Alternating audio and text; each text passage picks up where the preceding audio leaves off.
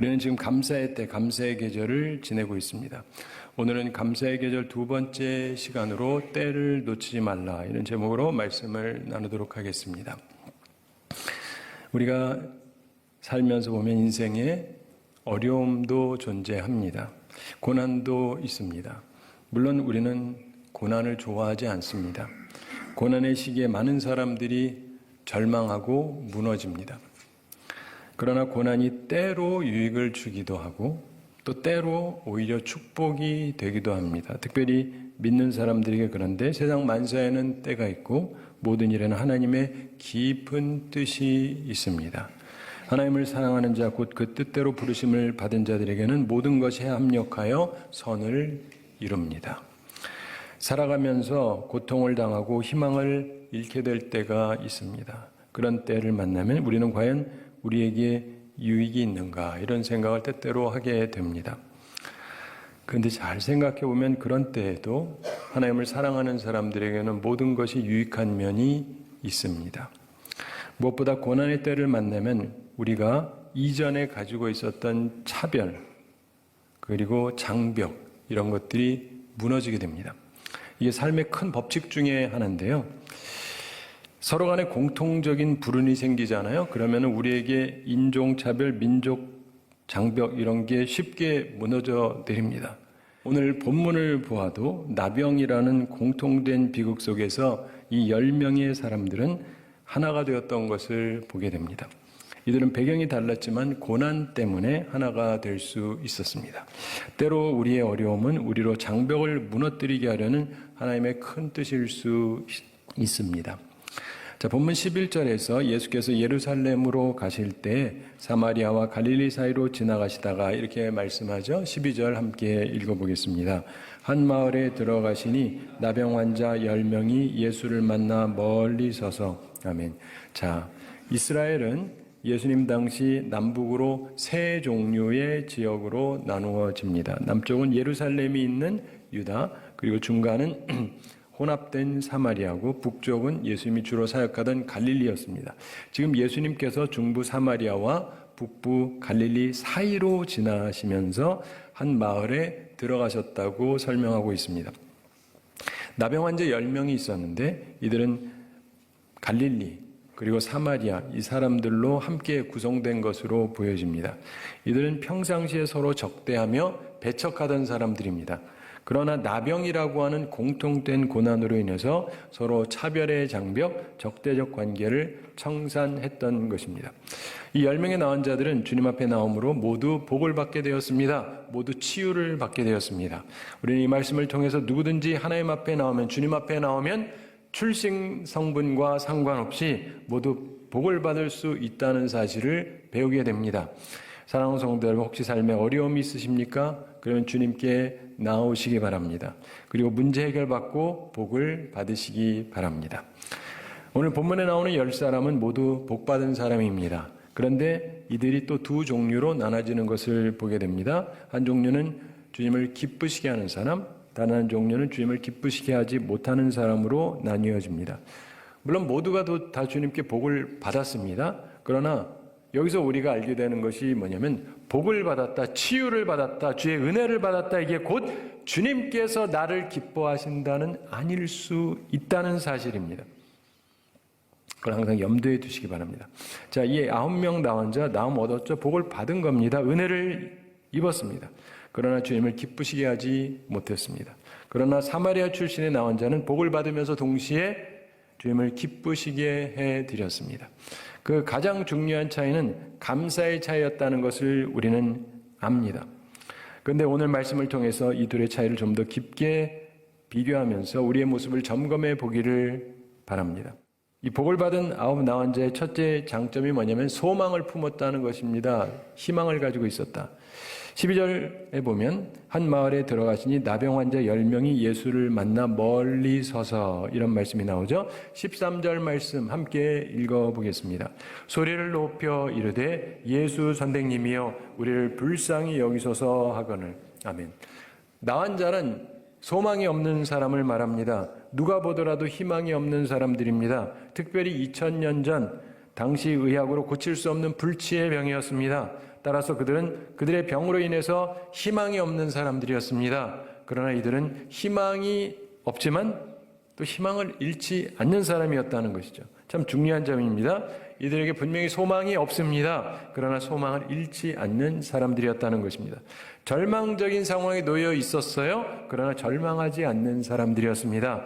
그들은 소망을 가지고 예수님께 나와 요청했고 그 간구가 응답되어졌습니다. 여러분도 소망 잃지 마시기 바랍니다. 복을 받은 9 나환자의 둘째 장점은 믿음이었습니다. 믿음. 본문 13절에서 이들이 예수 선생님이여 우리를 불쌍히 여기소서, 우리를 긍휼히 여기소서 이렇게 외칩니다. 무슨 뜻입니까? 고쳐달라는 뜻이죠. 근데 뭐 예수님이 의사인가요? 뭐 의사라면 고치나요?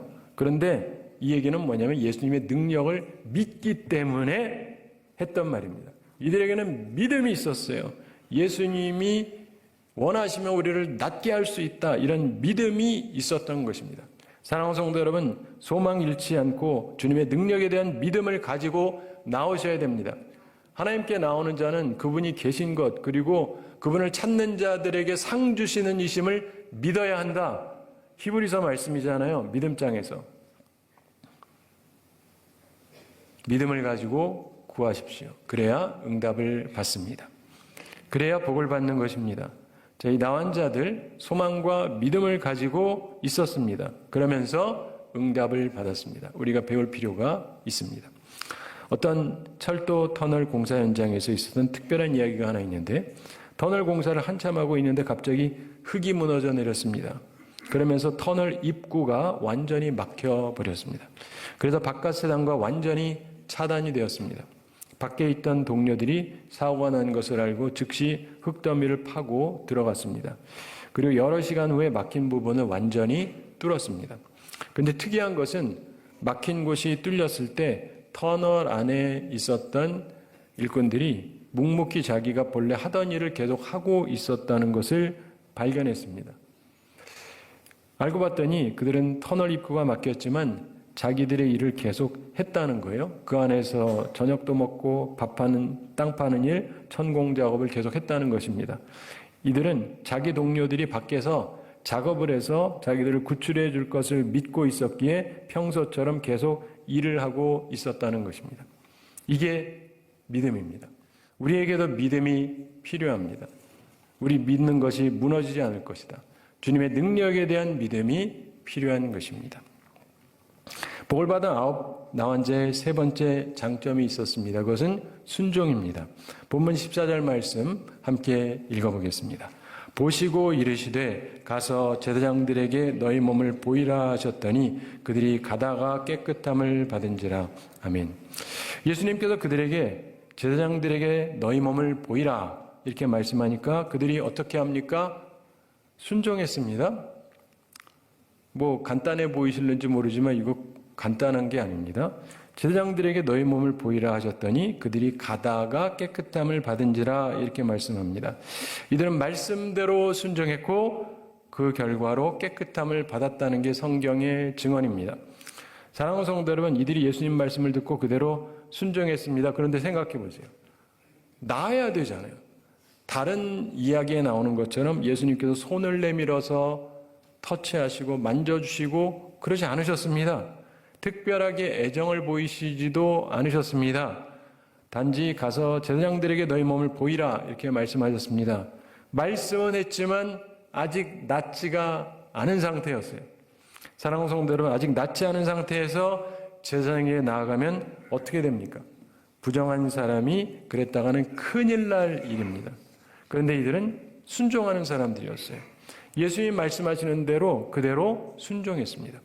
이들은 분명히 모두 소망을 잃지 않는 믿음의 사람들이었고 말씀을 그대로 따르는 순종의 사람들이었습니다. 그리고 그들은 그들의 믿음과 순종으로 모두 치험을 받았습니다.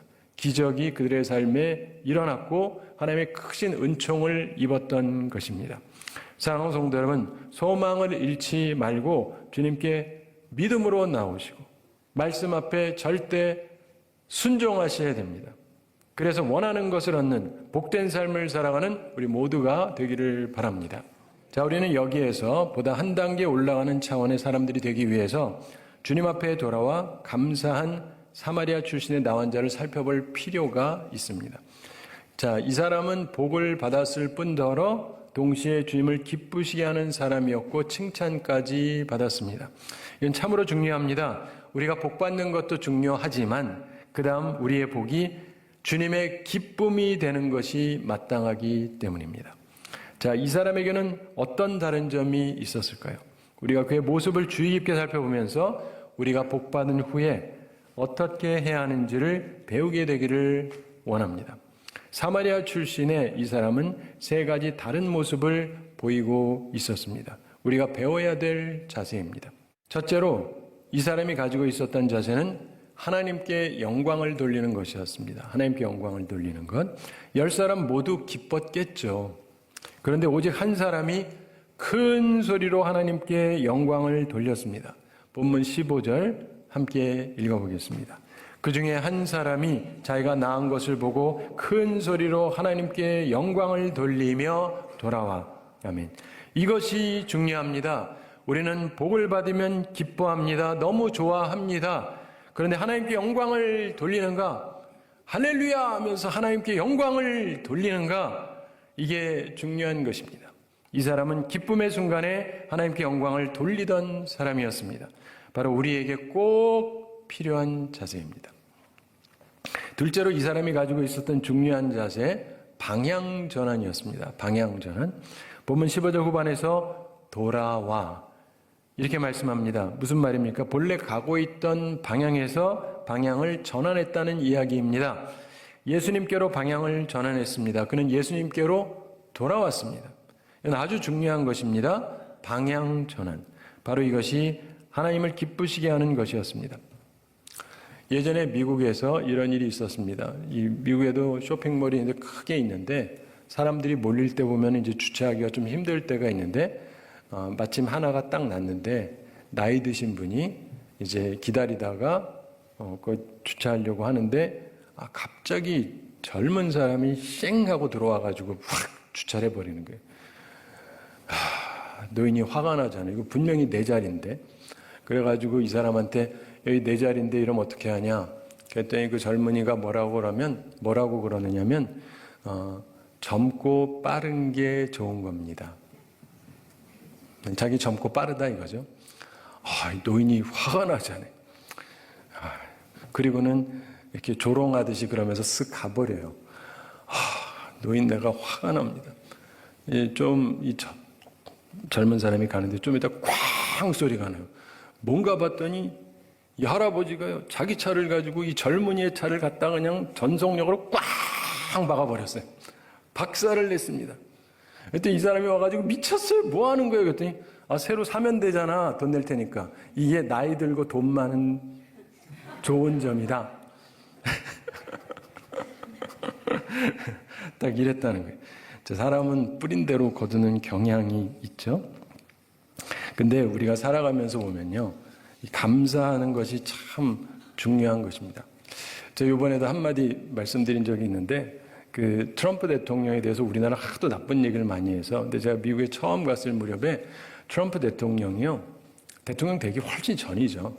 근데 어떤 사람이 지나가다가 보니까 고속도로에 차가 서 있는 거예요. 가서 보니까 이 빵꾸가 났어요. 그래서 도와줬습니다. 그랬더니 이 사람이 고맙다고 사례하겠다고 했다고 그랬더니 그럼 그 주소라도 좀 달라고 그래가지고 이제 줬습니다. 근데 나중에 크리스마스 무렵 돼가지고 날라왔어요. 근데 고맙다고 왔는데 거기에 수표가 들어 있었어요. 이분이 자기 집이 있었는데 대출이 있는데 대출금 다 갚을 가격이 날아왔어요. 알아보고. 그러면서 그 밑에 써져 있습니다. 땡큐 하면서 트럼프. 싫어요, 싫어. 근데 우리가 살아가면서 보면요. 좋은 일을 하면 나름대로 복이 됩니다. 이번에 트럼프 대통령 할 때 굉장히 나서서 돕던 사람이 있어요. 일론 머스크라고 하는 사람인데 이분이 돕느라고 막 트럼프를 지지하는 사람한테는 매일 100만 불을 주겠다. 막 10억, 14억을 주겠다. 그래가지고 막 하는 거예요. 그래가지고 그분이 쓴 돈만 해도 한 1,800억 정도를 썼다 그래요. 트럼프 대통령. 근데 이분이 하여간 트럼프 대통령이 됐잖아요. 그랬더니 이분 주식이 확 올라가는데 하루 사이에 10배인 2조를 넘어서 100배인 20조가 늘었어요. 그러니까 사람은요, 어떻게 하느냐를 봤는데 쫄딱 망할 수도 있고 잘 될 수도 있죠. 근데 우리는 주님 앞에 나가서 망할 일은 없잖아요. 사람은 어떻게 될지 모르지만. 그러므로 우리는요, 주님 앞으로 방향 전환하고 감사할 수 있어야 됩니다. 세 번째로 이 사람이 가지고 있었던 중요한 자세는 사례, 즉 감사였습니다. 어떻게 감사했느냐? 발 아래 엎드려서 사례했습니다. 감사했어요. 본문 16절 함께 읽어보겠습니다. 예수의 발 아래에 엎드려 감사하니 그는 사마리아 사람이라. 아멘. 한글이나 영어 성경에는 정확하게 나와 있지 않습니다만 헬라어 성경 원문에 보면 그가 예수의 발 아래 얼굴을 대고 엎드렸다 이렇게 되어 있습니다. 예수님 발이 그때 깨끗했겠습니까? 샌들 신고 길 다니면서 분명히 더러웠을 텐데. 근데 그는 주님의 발 앞에 자신의 얼굴을 낮추었습니다. 왜 그랬습니까? 감사해서 그렇죠. 그렇죠. 감사해서. 너무도 감사해서 그랬습니다. 각 나라마다 좋은 문화를 가지고 있습니다. 근데 미국 문화 중에 참 좋은 것 하나, 그것은 감사의 문화입니다. 청교도 정신으로 세워진 나라, 1년 사이에 절반이 죽었는데 감사하던 사람들, 전쟁 중에 수많은 부가 무너지고 수많은 사람이 죽고 그 가운데도 감사하자고 했던 나라. 그랬더니 하나님께서 최고의 나라로 만들어 주셨어요. 사랑하는 성도 여러분, 한국 사회도 선물이 오가기는 하죠. 근데 순수한 감사, 이게 필요한 것입니다. 이 사람의 감사는 순전한 감사였습니다. 그가 예수님께 예물을 가지고 왔잖아요. 뭘 가지고 왔죠? 황금? 유향? 모략? 그건 동방박사 얘기고 이 사람은 가지고 온 게 아무것도 없어요. 감사원금 가지고 오지 않았습니다. 옷을 좋은 것 갈아입고 품위 있게 나온 것도 아닙니다. 그저 있는 모습 그대로 나왔어요. 그것이 관심이 없어서라기보다 지금 놓치면 주님 또 어디 가실지 모르니까 빨리 와서 감사하려고 그랬던 것입니다. 그냥 순전한 감사의 마음으로 달려와서 자신의 몸을 던져서 감사를 표했던 것입니다. 기왕에 주님 앞에 나올 때 우리가 정성스러운 예물도 준비하고 단정한 차림으로 온다면 좋겠죠. 그러나 내면적인 감사함이 없이 표면만을 가꾸는 것은 과연 주님 앞에 의미가 있겠습니까? 하나님은 영이시지 않습니까? 오히려 외형적인 준비는 좀 적다 할지라도 진정한 감사함으로 나오는 것이 훨씬 더 중요한 것입니다. 교회는 돈 없으면 나올 수 없는 곳이 아닙니다. 누구든지 주님 앞에 나올 수 있습니다. 그러나 우리 주님은 우리의 마음속에 진정한 감사가 담겨 있기를 원합니다. 다음 주가 되면 여러분들 헌금하시겠죠. 교회마다 저희도 마찬가지입니다. 그날 헌금이 굉장히 많이 나와요. 근데 돈만 드린다고 주님이 기뻐하시겠는가? 내 마음의 감사가 담겨 있어야 주님이 좋아하지 않겠습니까? 그런데 우리가 잠깐 생각할 바가 있습니다. 10명의 사람들이 같이 응답을 받았습니다. 같이 은혜를 받았습니다. 근데 왜 이 사람만 예수님께 왔을까요? 왜 감사를 했을까요? 그건 그가 깨달았기 때문이에요. 이게 은혜다. 깨달았기 때문에. 믿음 생활에서 이 깨달음이라는 게 굉장히 중요합니다. 특별히 받은 은혜를 깨닫는 것이 중요합니다.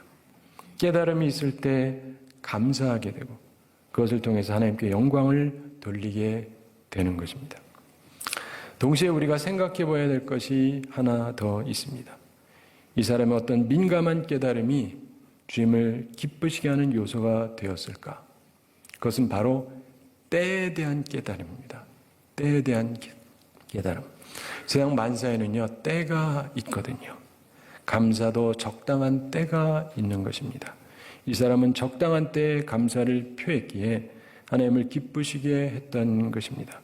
오늘 설교 제목처럼 때를 놓치지 말아야 됩니다.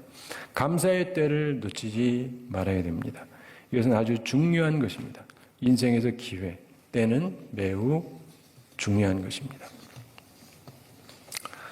제가 미국에서 28년 살다가 한국에 와서 이제 9년 반이 됐습니다. 저희 교회 온 지도 만 4년 지나서 이제 5년째로 들어가는데, 저희 어머니가 미국에 계셔서 아버님은 오래전에 돌아가셨고, 근데 옛날에 제가 미국에 살 때는 집이 커서 때로 오시면은 뭐 여러 날 묵으시고, 그리고 장인 장모님도 오시면 묵으시고 그랬어요. 근데 한국에 오니까 조금 사정이 여의치가 않아서 오셔서 주무시란 말을 한 적이 없는데, 그리고는 여기 오면서는 솔직히 말하면 좀 더 큰 집으로 올 줄 알고 제 아내가 모시겠다 그랬는데 전보다 더 조금 작아졌어요. 부목사님이 살던 집을 비워주시고 살라 그러더라고요. 그래서 조금 예상하고 다르다. 근데 그래도 어떤 분들이 그러더라고요. 아니, 더 큰 게 해주겠습니다. 원로 장로님 중에 한 분도 그러고 또 시모 장로님 중에도 그러고, 그래서 감사하다 그랬는데 사정을 보니까 이게 또 여의치가 않아요. 교회가 빚은 없는데 여력이 별로 없어요. 그래서 제 거를 하자 이랬다가는 별로 덕스럽지가 않습니다. 그래서 그냥 있었죠. 근데 그러던 중에 교회가 재정이 계속 늘었잖아요. 본래 있던 것보다 2배 이상 늘어나고 꽤 됐는데 뭐 특별히 움직임이 없어요. 그런데 어머니는 점점 나이는 드시고 연약해지시고, 그럼 어떻게 합니까? 나라도 가서 봐야죠. 그래서 이제 몇 번 갔었는데, 그랬더니 어떤 분들이 그래요. 왜 자꾸 외국을 다니냐, 미국을 다니냐. 다닌다고 돈 한 푼도 안 주면서 나도 다니는 게 좋아서 다니는 거 아니거든요. 그래도 어머니 뵈야 되잖아요. 마지막인데. 그래서 제 아내도 일부러 가서 막 한 달씩 있으면서 시어머니 모시기도 하고 뭐 이렇게 했는데, 사랑하는 성도 여러분, 우리 인생을 살면서 보잖아요. 때가 있어요. 만사가. 때가 있습니다. 그 다음에는요, 별 의미가 없어요. 사랑하는 성도 여러분, 모든 것이 때가 있어요. 나중에 갑부가 돼도 할 수 없는 게 있습니다. 감사는 작더라도 지금 표현하는 게 중요한 것입니다. 모든 것이 때가 있기 때문입니다. 때를 놓치지 않는 우리 모두가 되기를 바랍니다. 한 가지 이야기 말씀드리면서 오늘 말씀을 마치겠습니다. 오래전에 미국 대통령 윌슨 대통령과 관계된 이야기입니다. 참 재미있고 의미심장한 얘기인데, 한 번은 윌슨 대통령이 몬타나주의 빌링이라는 곳에서 기차를 세우고 간단하게 연설을 했습니다. 그런데 2명의 어린 소년이 앞으로 다가왔어요. 경찰 제지선이 있는데 그걸 어떻게 넘어가지고 둘이 딱 온 거예요. 그러면서 한 소년이 자기가 갖고 있는 성조기, 미국 국기를 이렇게 대통령한테 드리려고 하니까 영부인이 받아들였습니다. 그랬더니 다른 한 소년이 표정이 어두워요. 왜냐하면 자기는 국기가 없었기 때문에 들 게 없어요. 그러더니 잠시 생각하는 듯 하더니 자기 호주머니를 뒤집니다. 그리고는 뭔가를 찾아요. 그러면서 자기 손에 쥐고 대통령에게 내밀었습니다. 대통령이 몸을 구부려 가지고 받아봤더니 그 선물이 10센트예요. 우리식으로 하면 100원 동전 하나. 100원 동전 하나. 대통령에게 드리는 선물치고는 꽤 하찮은 것이지 않습니까? 이 다임이라고 하는 게 또 특별히 작아요. 그런데 이로부터 5년 후에 윌슨 대통령이 세상을 떠났습니다. 그런데 유품을 정리하던 부인이 대통령의 지갑을 열어보면서 특이한 것을 발견했습니다. 지갑에 따로 된 칸에 5년 전에 그 소년에게서 받은 선물인 이 10센트짜리 다임, 이 종이가 그게 이제 그거를 종이에 싸가지고 그 안에 넣고 있었던 거예요. 대통령이 어디를 가든지 그 소년의 선물을 항상 몸에 지니고 다녔다는 거예요. 미국 대통령이니까 얼마나 좋은 걸 많이 받았겠어요. 근데 이걸 좋아하는 이유가 뭐겠어요? 마음이 담겨 있으니까. 그렇죠? 사랑하는 성도 여러분, 사실상 우리가 무엇으로 하나님께 감사하고 드릴 수 있겠습니까? 마음 아니겠습니까? 중요한 것은 때를 놓치지 않는 것입니다. 감사의 계절을 맞아서 감사의 마음으로 하나님께 영광을 돌리는 우리 모두가 되기를 우리 주님의 이름으로 축원합니다.